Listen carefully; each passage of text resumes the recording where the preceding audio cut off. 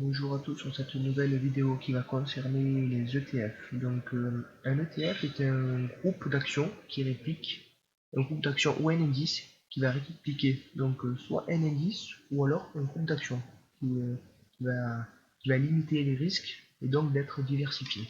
Donc là par exemple nous avons le S&P 500, donc c'est les 500 plus grosses capitalisations boursières, c'est le marché américain.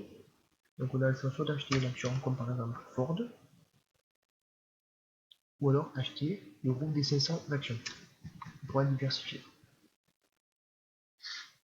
Donc voilà, on peut le faire via donc un ETF. Donc les ETF, on a deux grands groupes, on a Vanguard et BlackRock.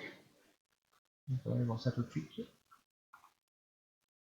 Vanguard, donc, on peut voir que sur Vanguard, donc comme c'est indiqué ETF, on a plusieurs ETF. Donc là on a le total de tous les marchés.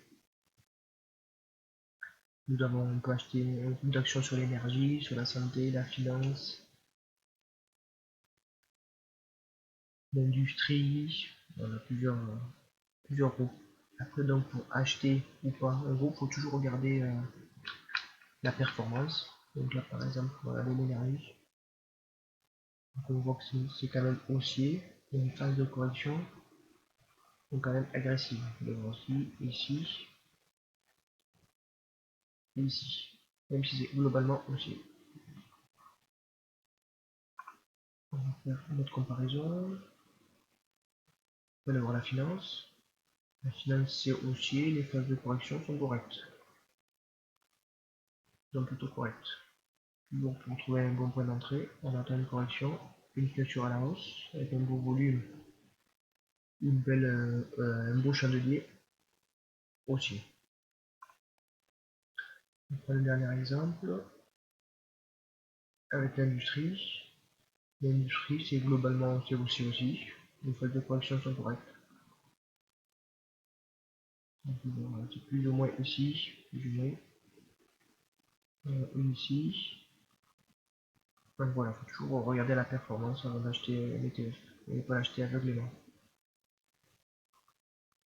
Ouais, donc c'est beaucoup plus simple d'acheter un ETF si vous voulez pas faire vos recherches par vous-même, chercher les meilleures actions qui explosent. Donc c'est plus passif, et la performance y est, et il faut toujours acheter un bon ETF, par exemple, on va comparer avec le CAC 40. Donc voilà, on va commencer par le marché américain. On va regarder depuis le marché américain, depuis donc là je suis passé en mois. Donc un mois est égal à un chandelier est égal à un mois de cotation. On va regarder le marché depuis 1970, on voit que c'est haussier. Donc là on l'avait acheté ici, on était gagnant, enfin à chaque fois on est toujours gagnant, on est toujours haussier, on a toujours fait un plus haut. Par contre, le marché américain, on peut voir que si on l'avait acheté au plus haut de la crise de 2000, on voit que on ne serait toujours pas gagnant. La crise de 2000 on était à 6600 points, 6700 points même à peu près. Et là on est à 6300. Voilà. Donc si on avait acheté le CAC 40, l'indice, le TF CAC 40, donc les 40 plus grosses capitalisations boursières, on voit qu'on ne serait pas encore gagnant. Donc voilà, il faut faire attention à ce qu'on achète. On peut voir que le marché allemand il est aussi dynamique. Donc par rapport à la crise de 2000, on est plus haut. Donc on est à 7700 points, là on a 15 000. Il n'y a aucun problème pour le marché allemand. Sur du long terme je parle. Donc voilà, c'est terminé pour cette vidéo. N'hésitez pas à liker, à me suivre. À bientôt.